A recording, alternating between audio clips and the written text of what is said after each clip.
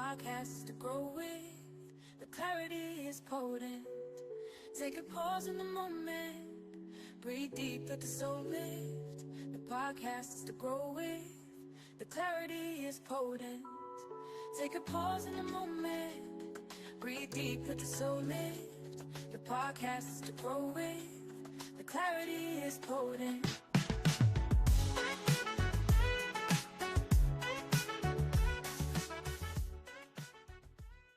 Welcome, everybody. Thank you for joining us for another episode of The Dynamic Pause with Coach Angie. And today, Coach Jermaine Ogden. Look, I always call him Coach. He's not just a coach. He's a consultant. He's a military dude. All the things. And I'm going to read that to you a little bit. Read a little bit about him for you because that is my thing. I love to do that at the top of the show. And then we'll get into this conversation. Let him tell us a little bit more about himself. So, Jermaine is a seasoned strategist with extensive experience in strategic planning, project management, healthcare operations, data analytics, and leadership development, all the things, and this is not fluff. He is the founder of Elevate Plus Consulting, a premier consulting firm that partners with organizations to turn vision into executable strategy through disciplined planning, data-driven insights, and strong leadership practices. And he's no fuss. I'm telling you, I have personal experience.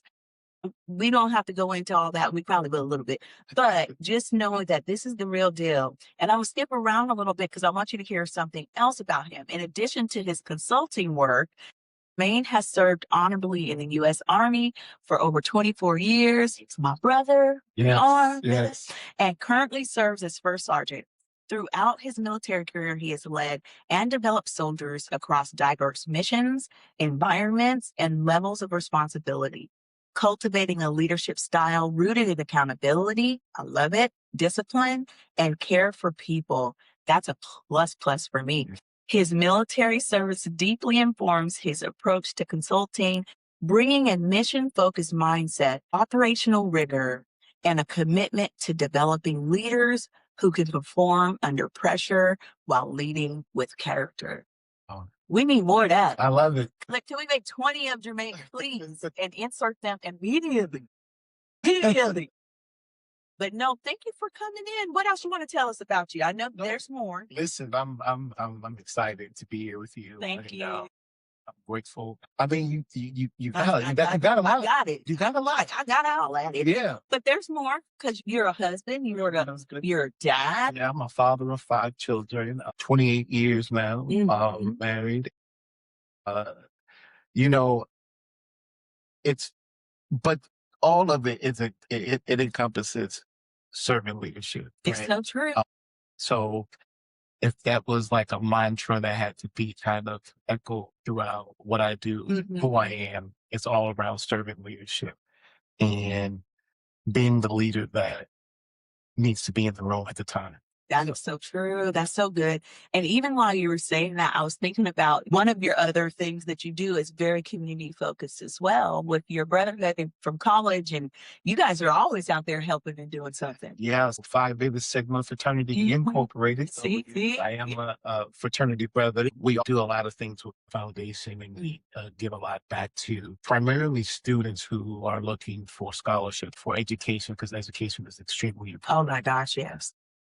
And then on the community-based side, we also focus on, some of our board development work. So I sit on a few different boards for the city of Tacoma. Okay. And also for some community-based boards, just making sure that our presence is known in the community. Okay. I don't think I knew that arm of it. That's really cool. On all boards, you're dealing with different personalities, different leadership styles. Yeah. And then you have to have some type of uniformity and focus and mission. So some boards, depending on, the dynamic of the board, that could be all over the place. Yeah. And it's your job to come in and kind of bring structure. It may be your job to come in and bring insight and education.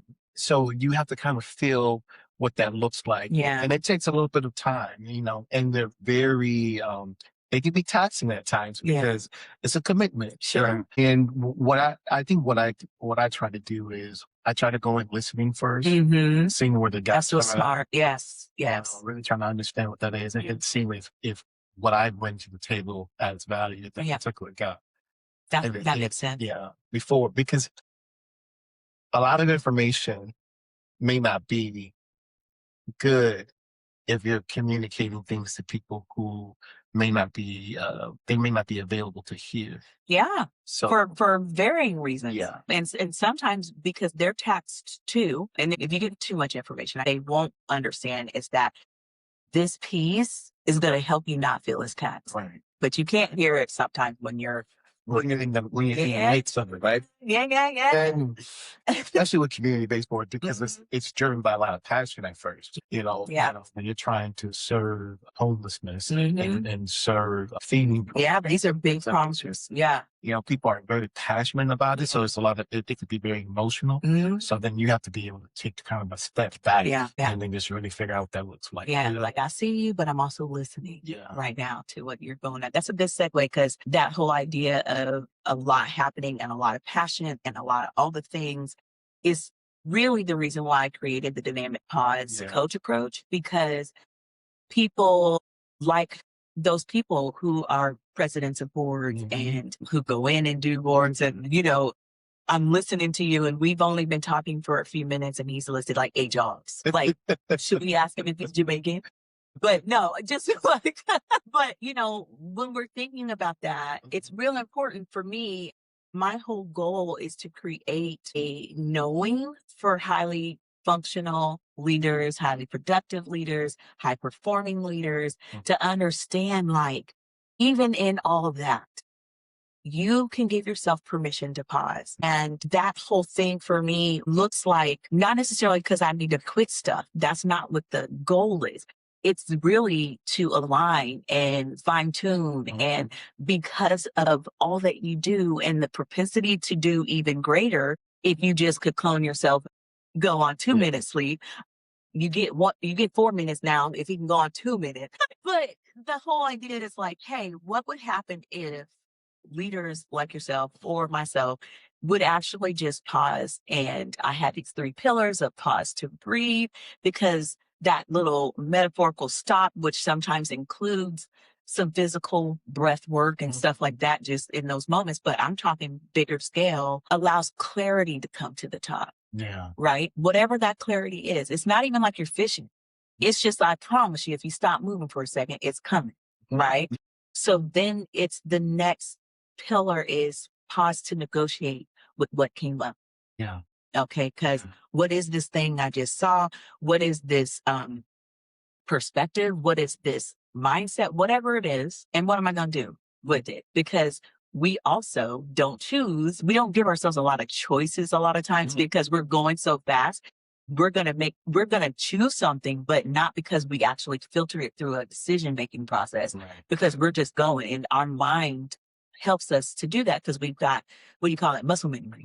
Yeah. And it happens a lot. I mean, it happens. You do it kind of just automatically. It's not something that you're necessarily always conscious of. Correct. Yeah. So my challenge in that space is to challenge ourselves to make ourselves stop and actually be intentional about the decision about what we're going to do with this thing. Yeah. Okay.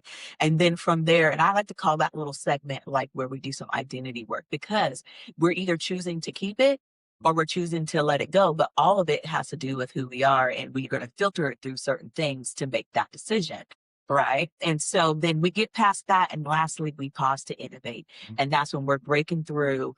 We did that thing. We figured out what we're doing. And now what? Like, now what? Not now what, like, I need to get a new job. But for somebody, that might be the case. But for someone else, it could be, you know what? I've been doing this way. I think I'm going to add this thing. But a lot of times we don't get a chance to even think those things through because we're just gone. Like we live on the speedway. I mean, and it's not a bad thing. And it's, necessarily or anything like that. You're doing great work. And that's my person. I'm like, it's not that you're out there failing everywhere. That's not the point. Right. The point is you are great, but even great people need to pause and align and realign or something. It's actually necessary it has to be healthy.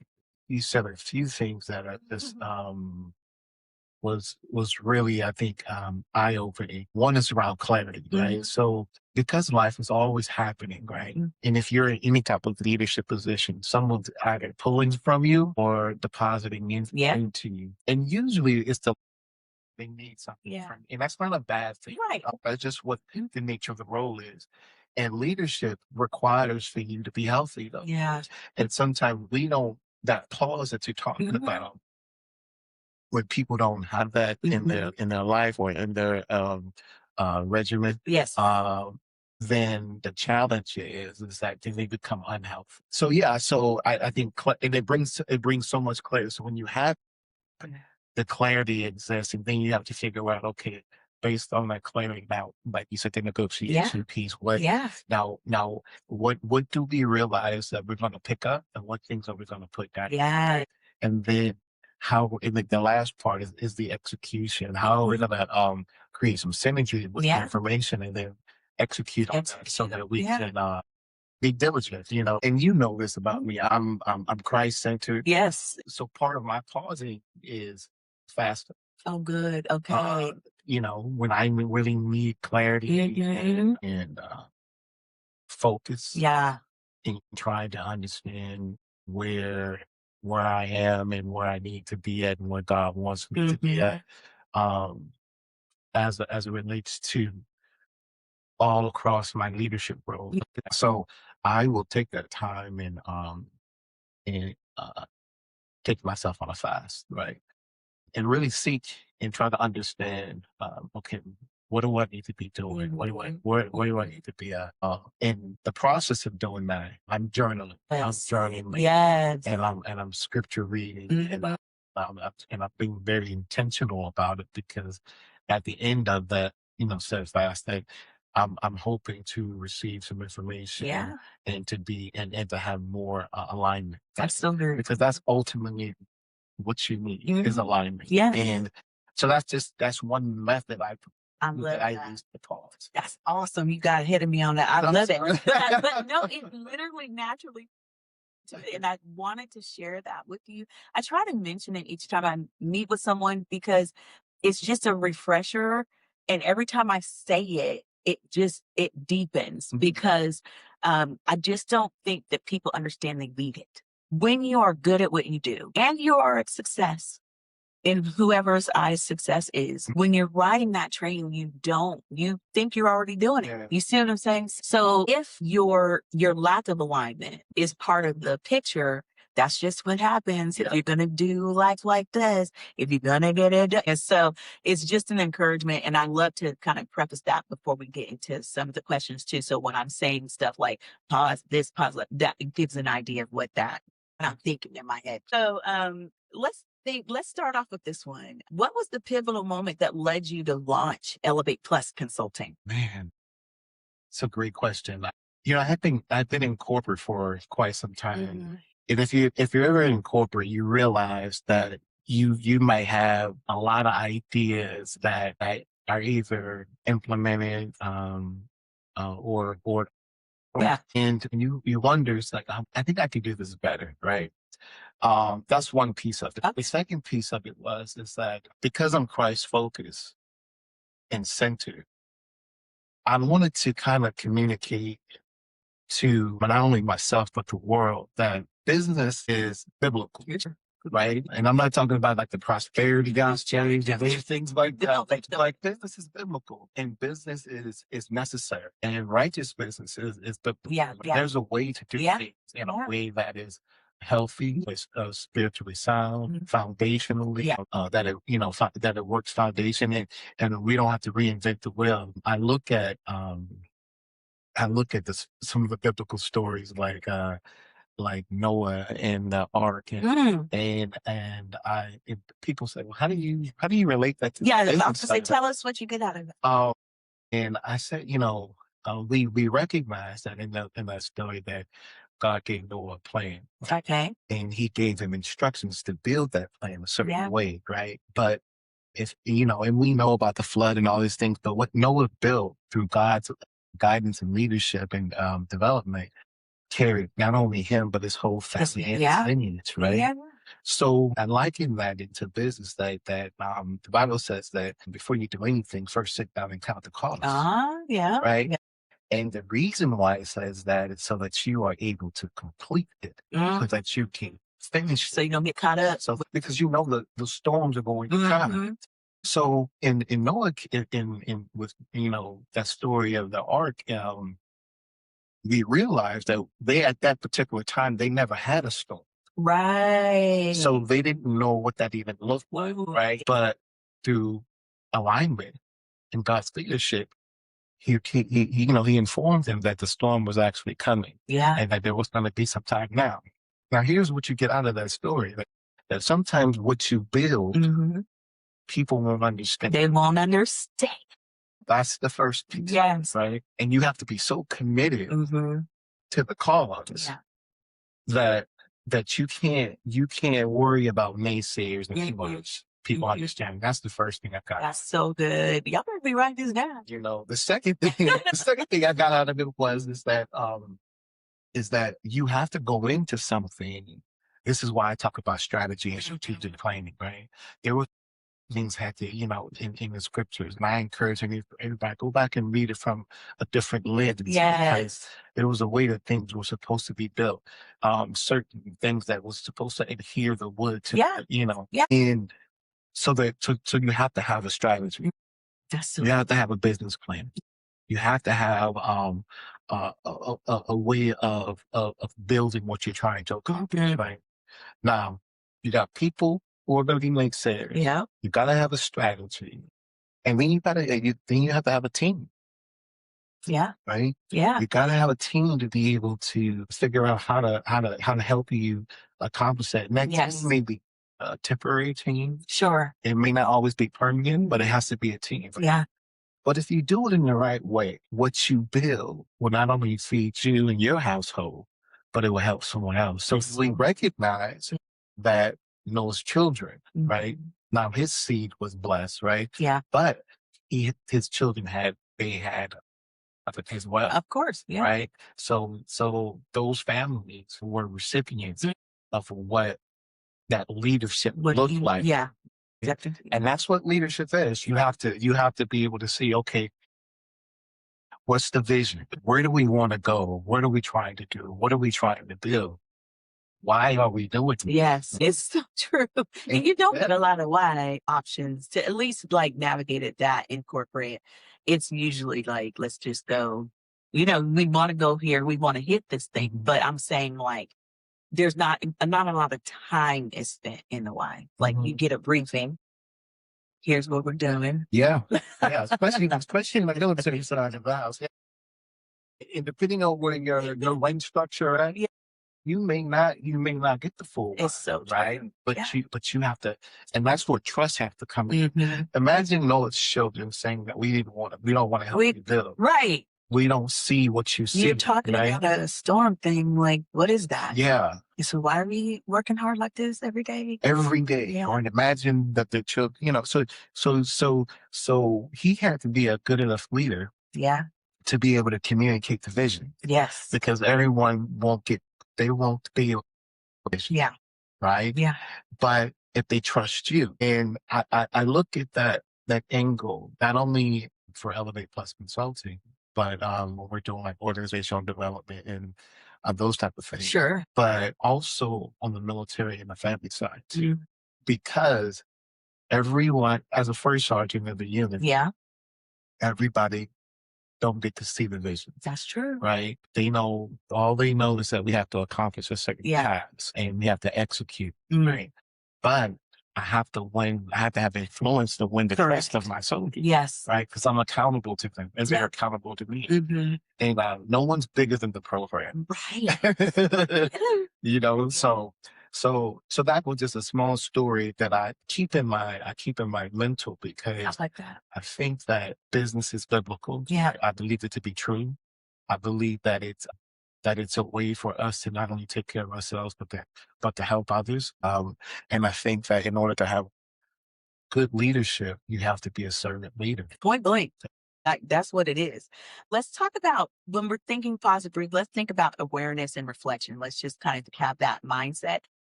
because you emphasize data-driven insights, dashboards, metrics, analytics. But how do you help leaders pause long enough to discern what the data is actually telling them versus just reacting to numbers? Oh my gosh.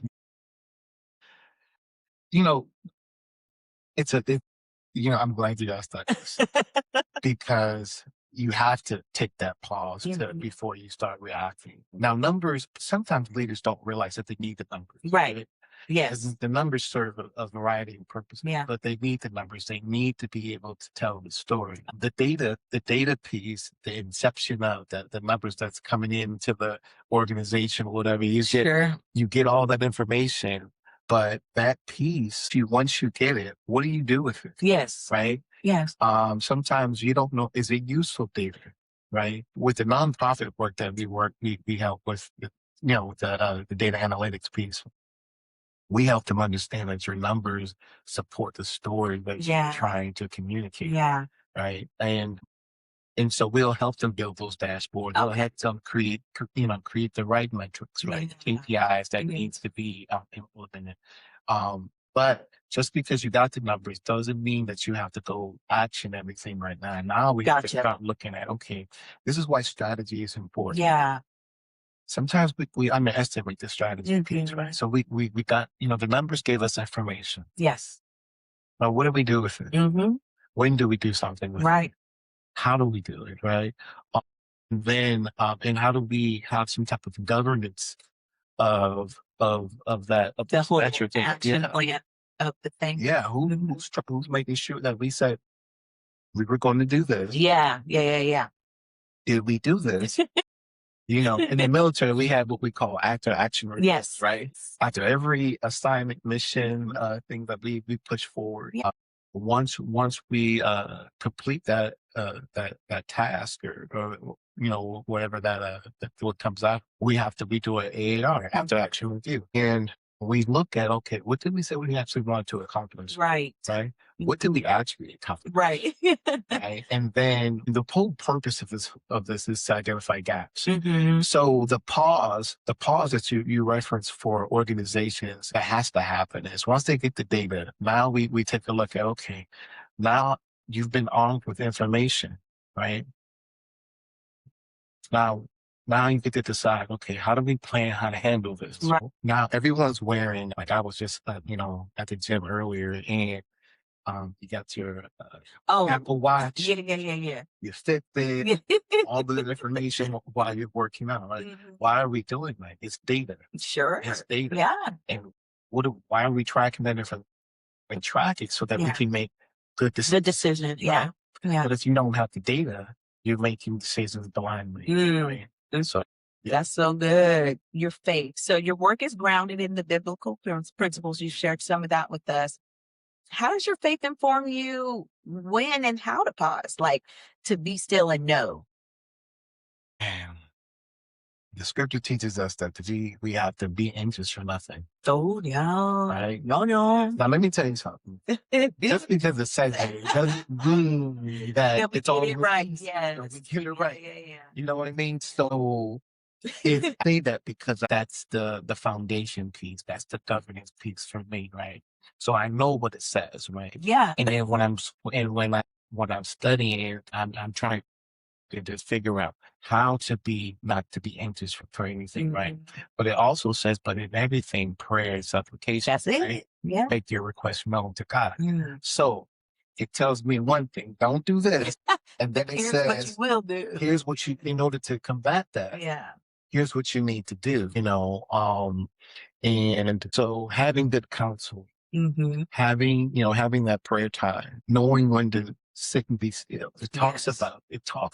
This is why I say the Bible is your guide of living, not just on Sunday. Yeah. And I feel like if people are only doing that, you're misusing it, right? Because it's my daily, and it has to be daily, left and right limits. Right? It's an elevation from just another community piece for you, because if you're going somewhere to get that, then it definitely is a community piece for you, right? If you're pulling it up and you're watching online like some people do sometimes, you might feel some sense of community depending on if you're a person that's activated in the chat. A lot of people can't get out of their homes, but there's a little bit more of an instructional piece to it. But I feel like when you're online, it leans in more instructional because you're not with everybody else, right?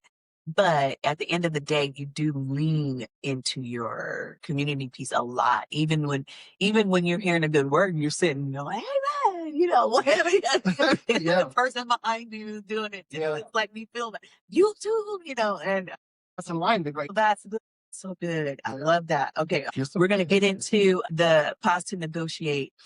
Thinking of clarity and decision making, those are just like the overarching things. Not all KPIs are created equal. How do you guide leaders through the negotiation of what to measure, and how do they gain clarity on which metrics align with their mission versus their vanity metrics? Oh man, I love it. You ask great questions. You gotta have the tough conversations, right? Leaders, they have so much coming at them. And most people want to do well.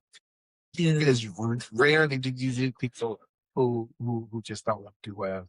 So when you start looking at KPIs and how they relate to your organization, we really have to start saying, do you know what problem first you're trying to solve? Exactly. And can you tell the people what KPIs are, just the ones that don't? Yeah, key performance indicators, and it's how do we know that we're doing well? Yes, that's really a simplest term.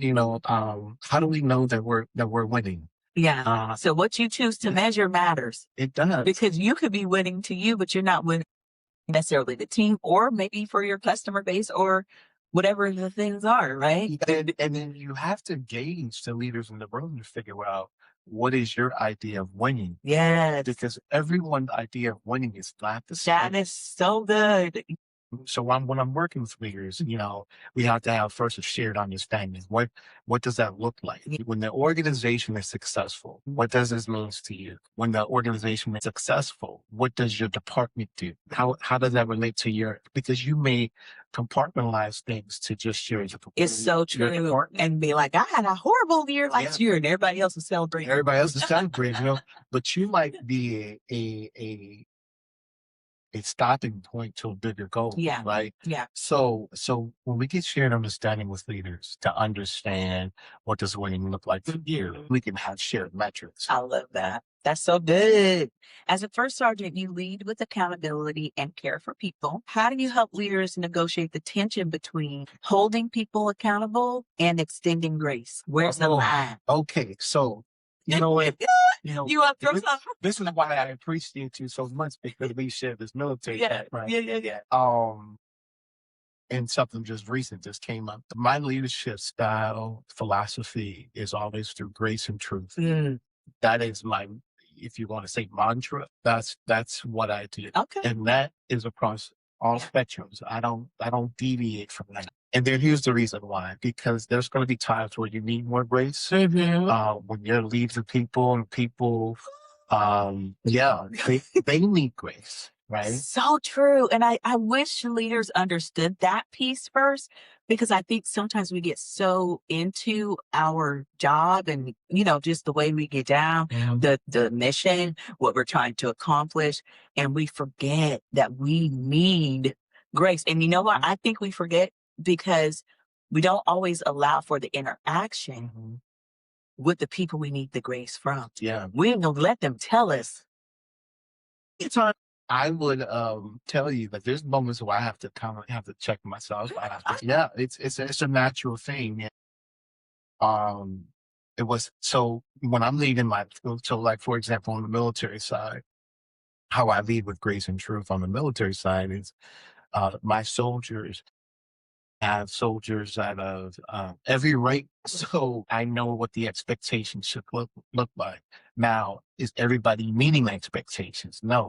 Yeah. Sometimes people don't meet expectations just because they don't know. They don't know how to do it. They don't know what the methodology of getting it done, right. Yeah. So then it becomes a teaching moment. Yeah. One thing that I've learned in leadership is always I have to remain teachable. That's so good. And when people get into a place where they have leadership roles, or even people that you're leading, and they're not teachable, coachable, Yeah. or these terms that we use, then that's really the bigger issue. Not It the really issue. is. If that you're it's- not, if yeah, I'm not teachable, yeah, if I'm not coachable, then how can I recognize when somebody else needs that as well, right? yeah. And it goes back to mindset. Yeah. So on the gray side, if I recognize that a soldier or soldiers are teachable, but they don't have the tools. Yes, that's different. So it's my job as a leader to ensure the system for them to have the tools to be successful. That's good. Right. That's the grace piece. Now, truth matters, right? We still gotta get this. And sometimes in the military, we go in the military setting, you might get more truth than grace sometimes. Sure. Because the mission dictates that. Yes. The nature of the mission dictates it. But if you think about it, it's no different in corporate. That's true. It's no different on working with companies and organizations. So let's say we're not hitting our bottom line. We have a funding issue, right? Right. That's the truth. And if we don't solve for this problem, if we don't creatively work together to figure out some viable solutions, then that has a downstream effect on staff and our mission. That's it. Right. Yeah. So that's the truth. Now the grace is maybe we made some poor decisions in the past, right? Yeah. So then how do we don't do that again? Sure. Or we don't move something forward that could be delayed, and we don't have to. We could work in a different. Yeah. But the reality is, no matter where you're at, it's that's really the dynamic. That's it. Grace and truth. Grace and truth. And on the military side, it's just we focus a lot on what I do. I tend to focus a lot on displaying that. Yeah. So I have to be the leader that I want them to be. Yeah. So there's moments where I have to humble myself, even though I can tell you what to do. Yeah. Even though you have to do it. You still got to do it. Take a step back. Yeah. And solicit feedback from my team, because I'm not the only smart person in the room. Can we just sit there for a second? And I think there's so many people that step into leadership roles and think that the title gives them all knowing wisdom, you know what I'm saying? Even when they don't think they know everything, but it's the way that they bring it across in their ecosystem, in their little world, right? Yes. Oh my God. We've had some stuff happen, we had some stuff happen some years ago, and it was a big thing. And one of my takeaways from that situation was, good Lord, I've been drinking the Kool-Aid, because it wasn't the fact that I went thinking that about these people, that they know everything. That's how they carried themselves. And the world just got really small around that. So then next thing you know, you're just interacting with them and giving deference. So then nothing moves when you do that, though, right? And maybe I'm not the person to move it, but hey, I ain't doing that again. Like, if I can show up, it's like how you explained earlier about the boards. You show up, you listen, you observe. Then how you move, how you act is more toward, I think this is where they really want to be going, but they're stuck in doing things this way. So let me move like this while still seeing them and showing them that I see them. But let me move like this. Maybe this world can start going back out like this again. Yeah. But when we got out of that situation, it was the idea of when we're interacting with other people, we might say, I'll name a company. I'm not going to name a company, but the company. And then they were like, what? Who? I never heard it. But in our world, they were the top of everything. And the way you would hear it, nobody else was building homes and nobody else was, you know what I'm saying? Yeah. And so I think that's real important when you're explaining what you're saying about how you show up with your team and with the people you lead, because all I was seeing in my head was multiplication. Because if you lead well, people will remember that. I remember the people who led me well. I can picture them right now. Me too. I can remember how it made me feel when I was in tough situations, maybe. Right. Or even when I was in the season of wanting to grow. I'm not thinking that person. I thought of some other the crazy ones. I won't confess to some of the stuff I be thinking, but we made it out. But what I used to say all the time is like, man, they're gonna be PCSing pretty soon. It's like either they're going or I'm going. Just hang on tight, kind of a thing. But I think it's just such a golden opportunity to leave legacy when you are a leader. You can leave legacy with everything you touch. You know what? 100%, you're 100% true. Two things resonates with me when you say that. The first thing, when you remember in the scriptures when Jesus washed the feet of the disciples. Oh yeah.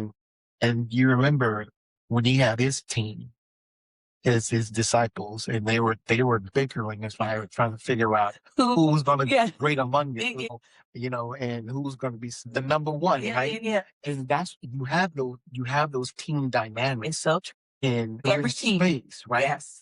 And then Jesus said to them, he said, well, unless you come like a little child, you know what I'm saying? So, and he humbled himself and washed their feet. So it's what it showed to me there is that you have to demonstrate, you as a leader have to demonstrate what you want to see. Yeah. Right? Yeah. That's so good. So, and it has to, you have to actively do it, right? It can't just be in words, but it has to be in deed also, right? Do your actions match your walk? And when they don't, it really is just noise. It becomes just noise. It does become noise. Even when it's right, even when it's true, but people are following you just because they actually have to. That's a whole different. I don't want to be on the battlefield with you. Right. When stuff get tough, you don't have my. I don't know if you have my. You don't got my back. No, that's you thing.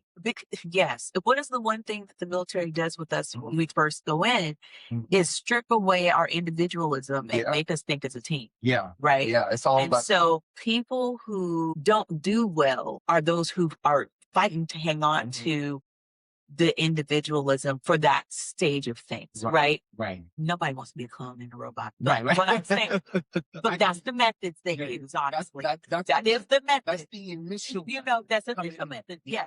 So, but it is literally to be harsh and break that whole thing. And I can remember people who it just didn't work out because they just weren't communal thinkers. Right. To begin with. Right.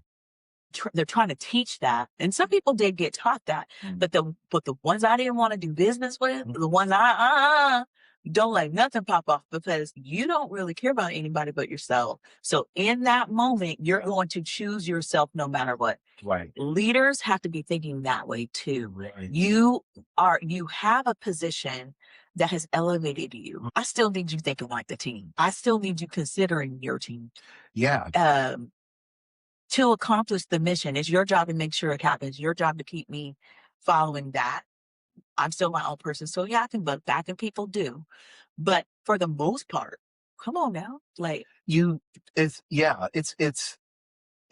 crazy to me that leaders sit in positions and don't consider the people that they lead. And I don't care what space you're in, military, because even if you don't care for them. Exactly. And some people mistake the fact that I can not care for you as I can care for you as a human being. Sure. And not care for your personality. We might not be doing this thing. However, I'm still so vested into the goal. Yes. That I still need to sow into you. Yes. And I still need to make sure that you have the tools that you need to be successful. It's baffling to me when you have leadership who thinks it's all about them. When it comes to, I mentioned something just recently to some of my senior leaders in the military. And I sent them something that I said, accountability happens at all levels. Right?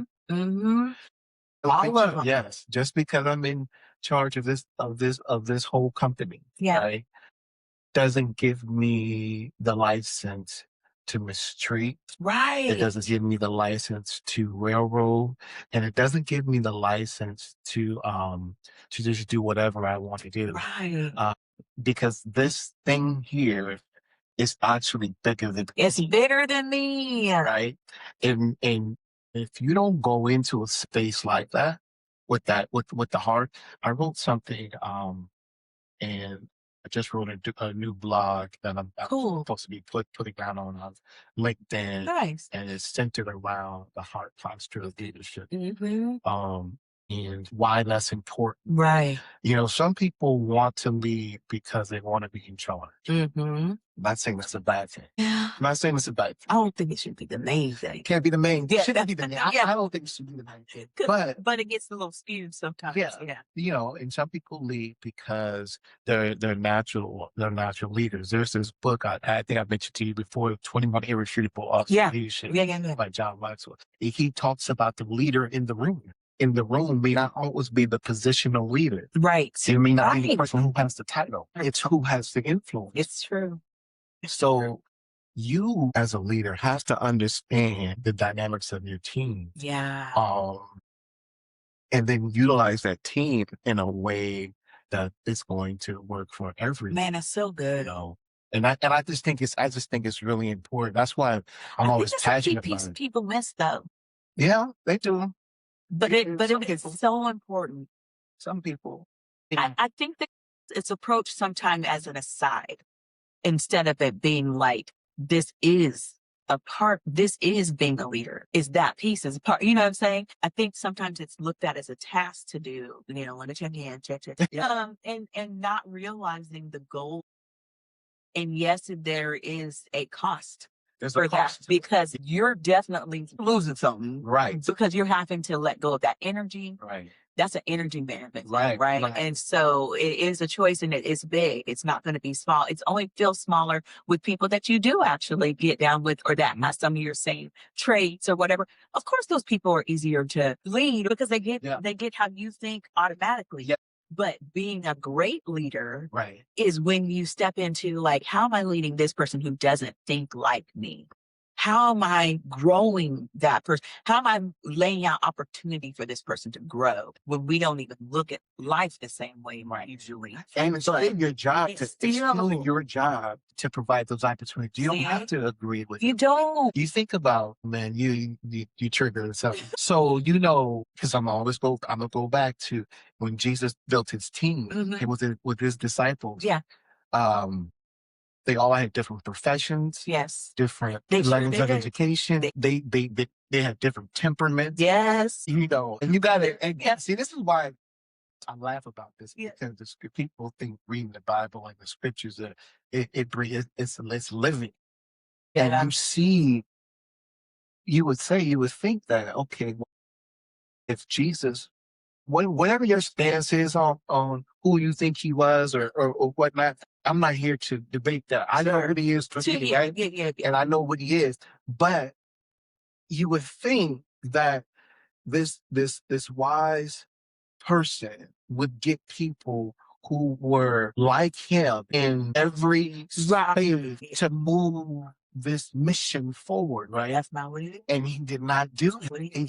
He didn't do it at all. And what was so powerful about that, he communicated and showed and he demonstrated. More importantly, is that deal with each and every personality. So, for example, that's so good. Yes, I don't need you to be like me in this area, right? Because I brought you to a team. Yes. Right. And the scripture says that he gives us these gifts, right? And because your gift is unique to you, only you can do it. Yeah. It doesn't create an area where there's competition. Right. This is where collaboration should naturally be. Yes. So in organizations, when you have people who are fighting, jockeying for position, things like that, with the reason that they're not aligned is because they're not understanding that your gift is unique to you. And I need you to be you. And it has nothing to do with me. We should be a puzzle that's fitting together. We shouldn't be people trying to one up each other. And so you see these dynamics that's played out in the scriptures. You know what I mean? And I would encourage people to, if you don't want to, if you haven't had a chance, an opportunity to read it and read those gospels again and read them from these different perspectives. From that perspective of understanding, because like you said, we say it so flippantly sometimes. Some were fishermen.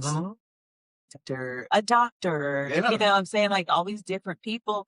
And yeah, it's automatic. Even when we say those jobs right now, those are such different people, Right. and how they Different see the caliber world. players, Yes, you know. exactly. So- So that's so cool. And then they bring them together for collective mission.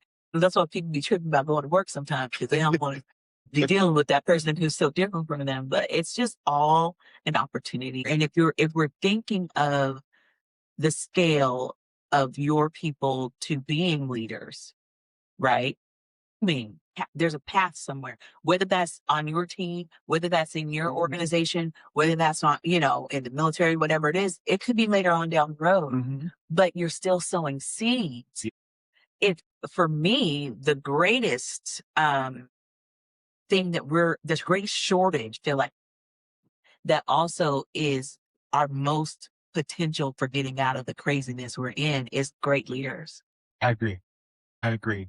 And so let us do our part by those of us who are in leadership. Let us do our part by planting the seeds that we should plant, not leaving more seeds of the other stuff that we are sad we're seeing right now. Yeah. You know what I'm saying? Yeah.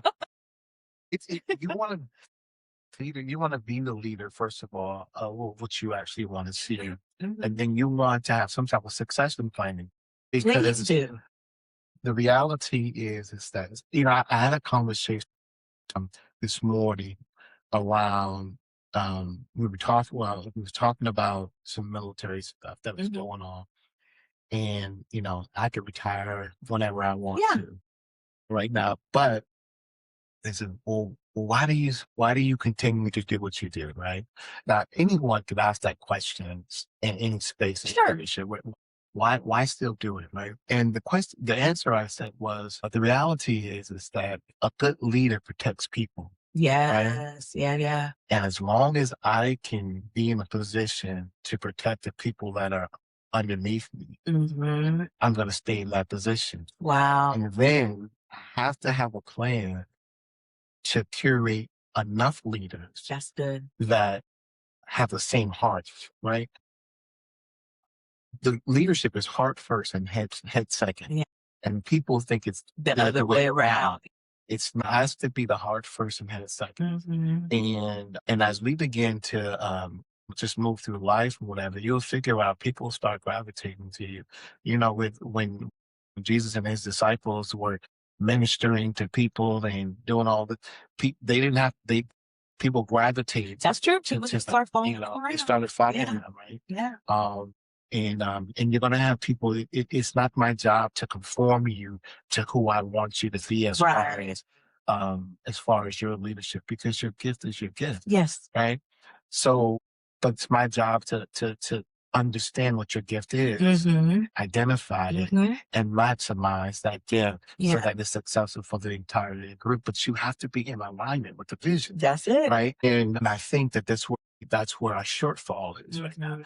People talk about what's going on in the country, and so many things are happening in this world today. But the really strong issue is that it's leadership. Yeah. Everything rises and falls on the leadership. Yeah. And if you don't see the leader in the position that you want them to see, you be that leader. Exactly. And that from right where we are, from right where you can like you've been saying all day, be that. I was telling somebody yesterday, I think it was same line of thought. Like, I may not be able to go right now and control anything that's happening from the very, very top around here or on any global stage. But my kids have already proven I get to see it with my own eyes, what they picked up. Yeah. Right. And they both have come back to me and said, Mom, you ruined us. Because they see the world a certain way, you know what I'm saying? And they're communicators, they hear well, you know what I'm saying? And we all grow, and they've got their own growth parts, but they both they're 4 years apart, have come back to me in their various times. Mom, you ruined me. You know what's funny? With your children? It's funny when you hear your children with their peer group, and they're saying the things that you used to say. And I remember some years ago with my oldest son, and he was talking with some people on the phone, whatever. And I was laughing because I was hearing him give the same advice that I would give him. And you know, as a parent, you don't think that you're like that, you know, that's like that's something well, you know, and people or they will listen. Yeah, that's So yeah, so good. that's cool. Yeah, that's so good. Cause I remember my oldest was probably, how old was he? He wasn't quite 20 yet, I think, where the first time he came back to me and sat me down and was like, "Hey, I just want to let you know, um, that when I was, 15, 16, and you were saying this and this and that, I didn't understand it then." Understand. He said, "And I was really mad at you." He said, "And I actually misunderstood it as you having a lack of trust for me." He said, "But now," he said, "it's only a few years later." He said, "But now when I see friends of mine who had been given that latitude that I was asking for, they're not doing well. They're not doing well. They're not doing well Right. for a whole lot of reasons." And he said, "And I didn't have to endure that." He said, "And I don't even have a taste for it or a want to Yeah. pursue some of that stuff that he said, then I didn't even want to pursue it either. So I was mad at you because I wasn't going over there because of that. Right. Right. I just want to hang out with my friends." Right. So that these little gems we get from our kids sometimes. It does, Yeah. but it goes back to that conversation he had with you. The scripture teaches us in Proverbs that all things get an understanding. Yes. Right. Yes. Sometimes you have knowledge, but you don't have understanding. Yeah. Yeah. Right. And the challenge with a lot of us in all of our spaces that we're in is that, is this a space do I have knowledge? Right. Is this a space do I have understanding? And when our kids are able to see the people that we've governed and they loved us one moment and then disliked us the next because of decisions. Yeah. When they actually get the understanding, because there's an awareness now, right? Yeah. So I appreciate that conversation Yeah. because I go back to it on the military side. I used to couldn't wait to get high up in rank. Right. Like, now you did. Yeah, I could tell everybody what to do. Everybody's gonna listen to me. That's because you down there with this, that this, toothbrush on them towels, buffing forever. Buffing the floors back in the day and all the other stuff. And I couldn't wait, not realizing that leadership is weight. Yes, at the time that you're seeking it, you don't realize that that's what it is. Yeah. And when you enter into it with a lot more reverence in a way, Yeah.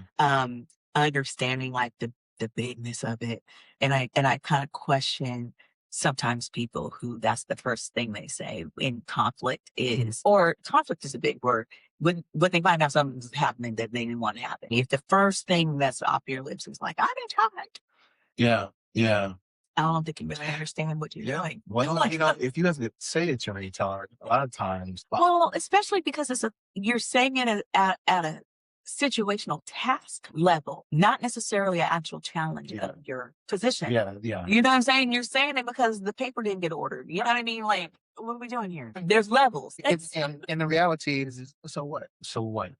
Is my value? Am I adding value? After you say that, what happens? Yeah. What does We that? still got to figure out how to get the paper. Yeah. We still gotta work together. We still gotta move this thing forward. Yeah. I still need you. Yes. And that's what we forget. I think we forget sometimes. Yeah. I think we forget. I mean, I think that kind of circles back to the top of the conversation where we're saying how fast we move. Most leaders, we move so fast sometimes. And sometimes, honestly, I feel like it's not that there's never room for us to step outside of ourselves, because we're going to do that. Yeah. But also, the leader is how you come back from that. How you come back? Do you come back? Because some people just keep it pushing. No, and that's not right. I definitely want to address that. Okay. I think that is something that we don't talk about enough as leaders, because we think that we always have to be right. Yeah. When I'm wrong, or when I make a mistake, or I the decision is my decision, right? And I move forward with the wrong decision. So it's imperative that we do come back. This is a grace and truth again. Truth is, the decision I made wasn't the best decision. Sure. I can rationalize my decision and say this is the reason why I can't do this, and that's great. But it's the self-awareness. Yeah. Leaders don't have the ability to be self-aware Ooh, that's the key one right there. and go into something saying I was wrong. I was wrong, but I had good intentions. Right. Or I was wrong and I didn't have enough data or enough evidence to support my where I thought it. But here's where we're at. Then when you have those conversations, those real conversations, most people will then say, I understand what you're trying to do. Yeah. How do we move forward? How we move forward. Now, you're always going to have one person to say, well, I told you. Two. You might be two. It might be two. And say, I told you. And even that conversation, it has to be delicate, right? Sure. But, I recognize that people value leaders who are able to say, one, I was wrong. Yeah. And one, apologize. Yes. Right? Yes. And sincerely. And sincerely. And you know it's sincere if they understand the impact it made. Yeah. Because it goes back to what you were telling us before about strategic planning. It involves like being able to look back and see where the gap was, see where the thing. If you skip all of that and just go straight to a sorry, my bad, and then it's still not really felt or sincere because did you actually understand the impact of what just happened? Right.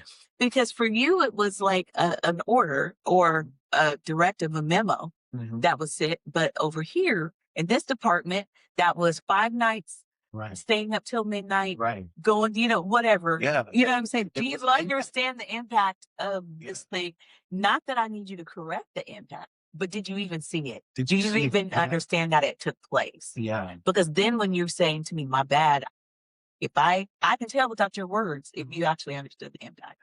And it creates an environment where when something else happens again, people either will or won't trust you. That part. You know what I mean? And if you as a leader don't handle when something doesn't work out well for yourself, then people are going to be afraid to fail underneath you too.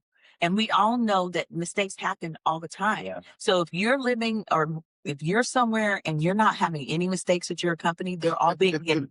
Okay. And so that's something to look inside for. Why don't people feel like they can come tell me what's up? Yeah. Like what happened and all of that stuff. And that's a personality thing too. It can be. But some people are like, I ain't saying good. I mean, yourself. Yeah. Now, my firstborn self, I used to tell myself because I wanted to control like when it happened, when it was going on. So I'm just like, let me go on and tell.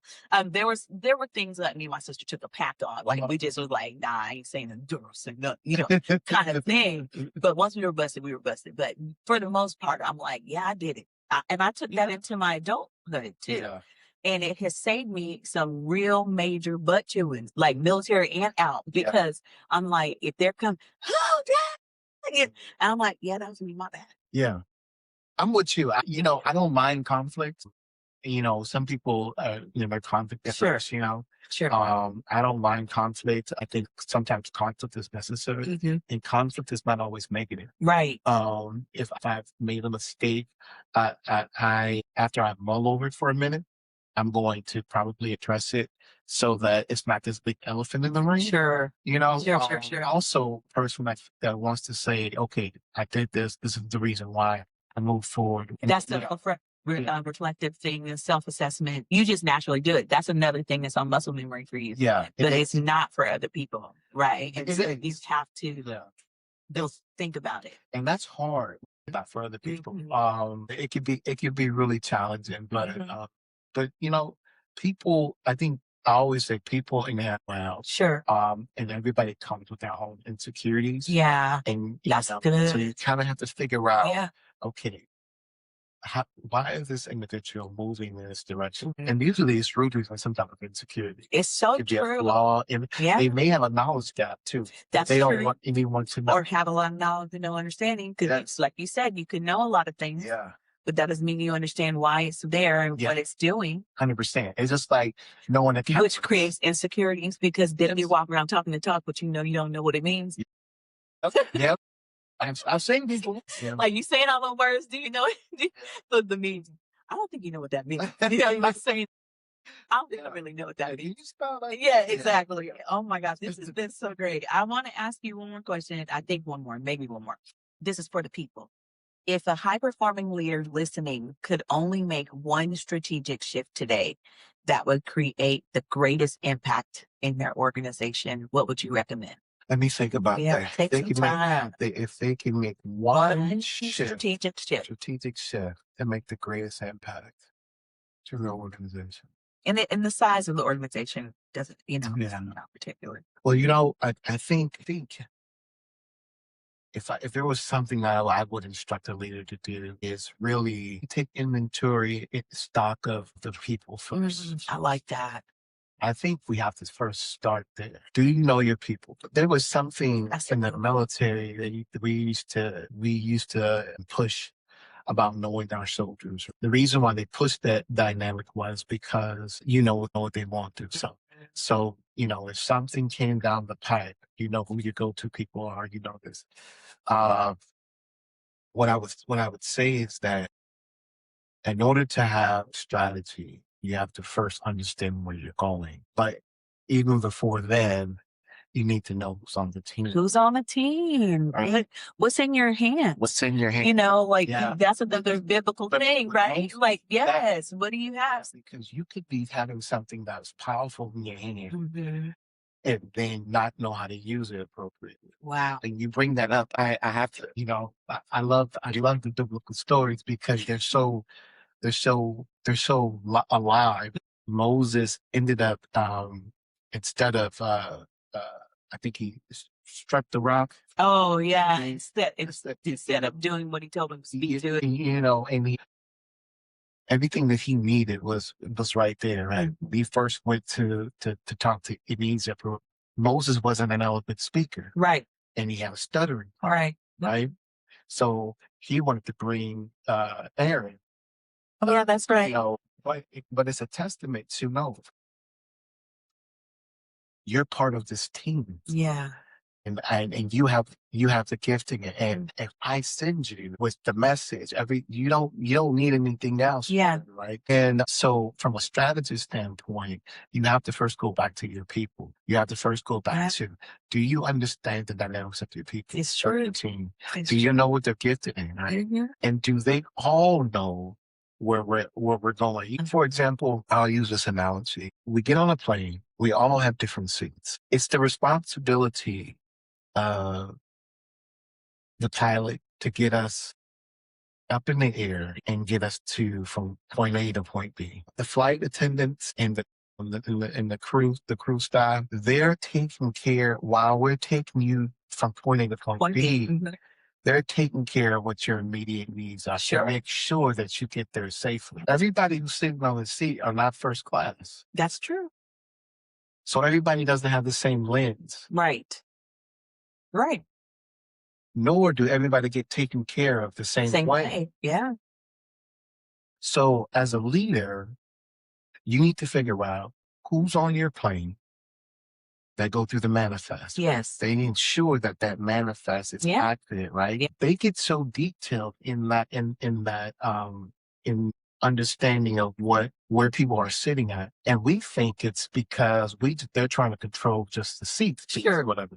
But it's really to balance out the plane. Sure. So when we see, we got people, I need you to sit over here, right? Mm-hmm. Why do I need you to sit over here? Because it's more of a balance issue, right? And then depending on your seat, you have a different responsibility. So if you're by the exit rows, right, they give you a separate briefing that they don't give anybody else. It's so true. You too, like the people in this row, I need you to listen to me. This is what, in case of this and this, I need you to be able, are you willing? And if you say yes, you can sit here. Yeah. But if you say no, what has to happen now? Yeah. You don't mean that you can't be on the plane. It means that now your seating has to change, right? Yeah. Now I have to put you in a place where you're more useful and put someone who's has such a great be able to operate in case something happens. Yeah. And that pilot and that co-pilot, their sole responsibility is to be able to navigate, see what the vision is. No one sees what the pilot sees. That's right. No one sees but the pilot and the co-pilot. Yes, that's it.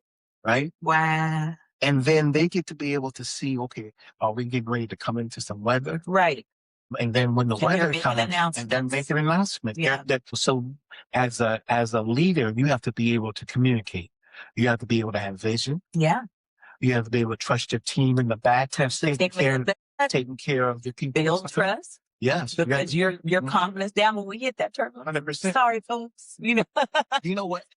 There was one time I was on the military. I was down somewhere in the military mission, and I'll say this and I'll stop because I get so passionate. But I was traveling somewhere. And I was in uniform. This was some years ago, and I noticed that we had been circling this airport, and it was full of a few soldiers. Okay. Right?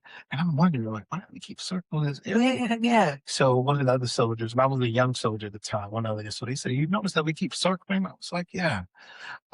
So finally, the pilot came on the intercom and said, "Hey guys, we're at a destination. However, our signal point for our signal that our landing gear, the light is not flashing. So we don't know if the landing gear is down." God. Right? However, we've flown around a few different times, and the tower says that they can see it. Oh, that is down. That it's down, but the light, the indicator light, it's not working. Right? Wow. So we're going to try to land this plane, and we just want to, and the flight attendants are going to give you instruction just in case anything happens. Sure. So flight attendants they begin to give instructions. Yes.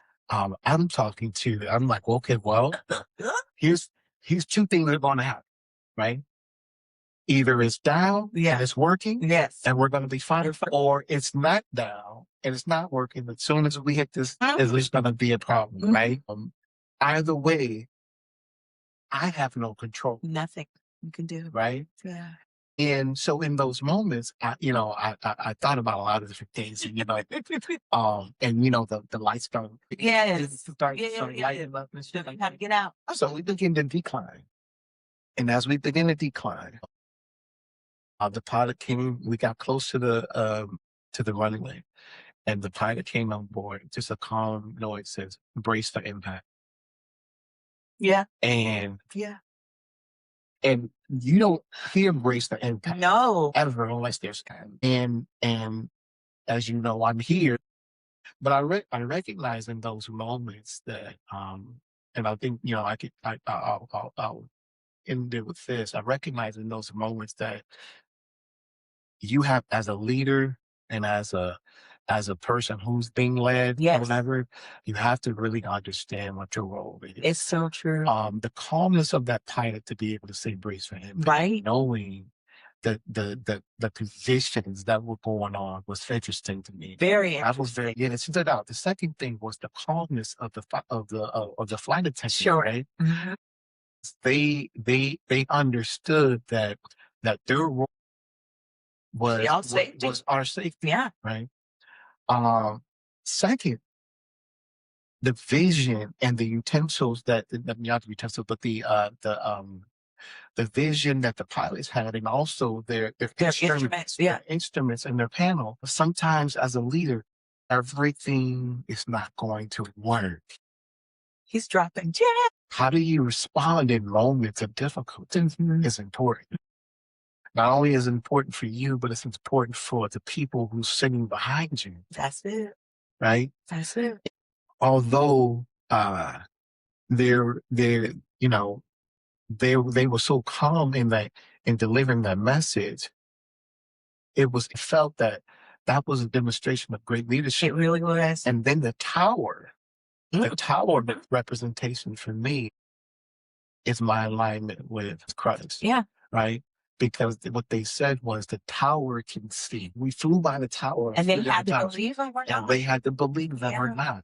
Because a leader cannot be at all places at all times. So you have to have the faith enough to believe that what he says is already there. It's there. That was a moment that I will never forget. Wow. And I was a young soldier. Yes. So what a good time for something like that to happen, though, in your life, like to be young and have something like that happen. And because you still have so much ahead of you and you have that choice. It's another one of those moments where it's like you have a choice to do something with that or not. Some people got off the plane and never thought about it again. Yeah. You also thought about it, but some people thought about it but didn't apply it. Yeah. It was just that one time they survived a crazy mistake. You know, you analyzed it, which is why you do what you do. Yeah. Strategic and things like that. You analyzed that moment and just kind of assigned each thing to something like that was a lesson, which I think is your muscle memory too. I think that you brought that with you. He already had that. But it's expanded and it's grown and it's deepened. And we've had the pleasure of benefiting from that today. It wasn't my first time. It was y'all's first time. Like, cause he was my coach in another situation, you know, for my future. It's like, I was literally preparing for this last night and I was like reminding myself, cause I think I told you this a long time ago, but I was like, this dude's going to be my coach. Like whenever I get there, like when that moment hits, it's already, I don't have to think about it anymore. Because for me, I have to know that I'm aligning with people who see things very similar. Leadership is really important to me. So if I'm aligned with people, no matter what they're doing for me, if they don't get that piece, I struggle like to really trust with all of my stuff. You know, I can't trust people with all my stuff if you don't get down with Right. you know, we can have separation in other areas, but that has to resonate because then that tells me that I feel good about how your company structure is. I feel good about your word. If you say something, it is. If it's not, I can trust that too. There's a lot that comes with knowing that piece and watching how someone leads. So thank you for coming in and giving us a little sample today. Grateful. It was great. I had a great time. I hope you guys enjoyed this conversation. We are going to pull up again for another episode of the Dynamic Pause with Coach Angie in a little while. Keep your eyes out. Bye, guys. I'm Coach Angie, and I started holding my breath about 20 years ago. I became what I now call a productivity perfectionist, someone who's mastered every task, checked every box, but somewhere along the way forgot to pause. That's why I established Ataruka and created the Dynamic Pause Coach Approach. This isn't another leadership channel telling you to wake up at 5 a.m. or optimize your calendar. Nothing wrong with that. But this is about something more fundamental, giving yourself permission to pause and remember why you started leading in the first place. The dynamic pause method has 3 pillars. Our pause to breathe for clarity, cutting through the noise to see what actually matters. Pause to negotiate with what surfaces, having those candid conversations, even the uncomfortable ones. Pausing to innovate with your identity, reimagining who you're becoming as a leader. On this channel and through the Dynamic Pause, we talk with leaders who've been where you are. If you're ready to take your dynamic pause, whether that's through the channel, the podcast, one-on-one coaching, or joining our community called the Break Room, I'll walk with you. Visit transform.coach to explore how we can work together. For now, hit subscribe because sometimes the best leadership move is knowing when to pause, breathe, and lead with renewed clarity. Welcome to the Dynamic Pause.